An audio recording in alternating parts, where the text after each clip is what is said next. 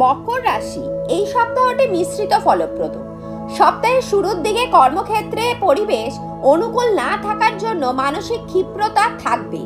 এই সময় ঊর্ধ্বতন ও অধস্তন সহযোগীদের সহযোগিতা আপনি কম পাবেন। যাদের পৈতৃক সম্পত্তি নিয়ে সমস্যা চলছে তা দূর করার জন্য আইনি সাহায্য নেওয়ার যোগ তৈরি হচ্ছে। স্পষ্টভাবে কথা বলা থেকে কিছুটা সাবধানতা মেনে চলা বাঞ্ছনীয়। ভুল করেও কারোর সামনে এমন কোনো সত্যি কথা বলে ফেলবেন না যা অন্যকে আঘাত করে।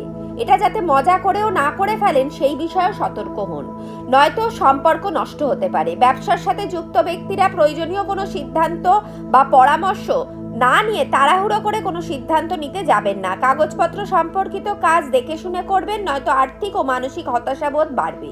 স্বাস্থ্যের বিষয়ে যত্নবান হন। প্রত্যহ শিবের মন্ত্র জপ করুন।